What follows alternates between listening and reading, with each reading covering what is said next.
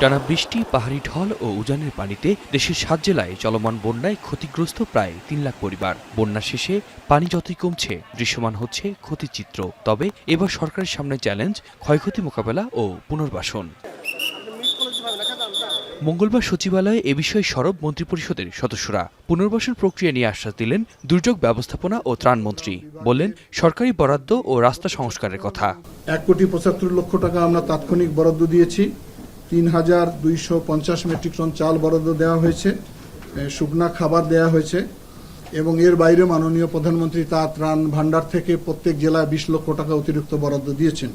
কৃষিখাতে ক্ষতি দূরীকরণে নিজেদের প্রস্তুতির কথা জানালেন কৃষিমন্ত্রী। বন্যায় আমনের বীজতলা নষ্ট হয়ে গেছে। মন্ত্রী আশ্বাস দিলেন, প্রয়োজনে সরকারি জায়গায় পরিচর্যা করে বিতরণ করা হবে বীজ। বাংলাদেশের প্রতিটা ইউনিয়নের প্রতিটা ব্লকে আমাদের একজন করে অফিসার আছে।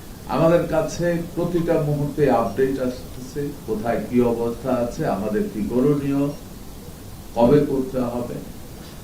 আমাদের অফিস এই পারপাসে আমাদের আলাদা একটা বুথ খোলা আছে, যেন ইনফরমেশন গুলি রেগুলার আমরা পেতে পারি। উত্তরণকালীন সময়ে স্বাস্থ্যখাত, শিশু ও প্রসূতি সেবায় তৎপর সরকার, বললেন স্বাস্থ্যমন্ত্রী।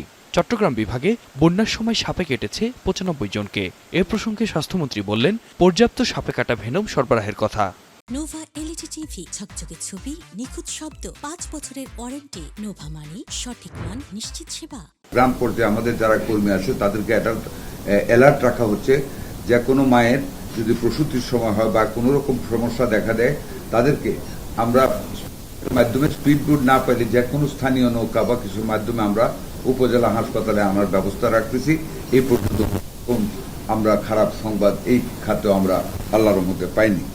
আমরা ১,০০০ বায়ার আমরা অ্যান্টি স্নেক ভেনম, আমরা মাঠ পর্যায়ে ২১,০০০ অ্যান্টি স্নেক ভেনম আমরা দিয়ে রেখেছি। এদিকে নদ নদীর পানি কমতে শুরু করায় খুব দ্রুত অবস্থার উন্নতি হবে বলে আশা প্রকাশ করেন পানি সম্পদ প্রতিমন্ত্রী। আশা হচ্ছে এটাই যে বিশেষ করে বৃষ্টি কমে যাওয়ার কারণে সেখানে প্রতিনিয়ত সেখানে বৃষ্টি নদীর পানি নেমে যাচ্ছে এবং আশা করি আমরা ২-১ দিনের ভিতরে আমাদের এই যে পানির যে বিপদ সীমার উপরে যে প্রভাবিত হচ্ছে সেটাও ইনশাআল্লাহ নেমে যাবে। আতিক মেজবা লগ্ন, এখন ঢাকা।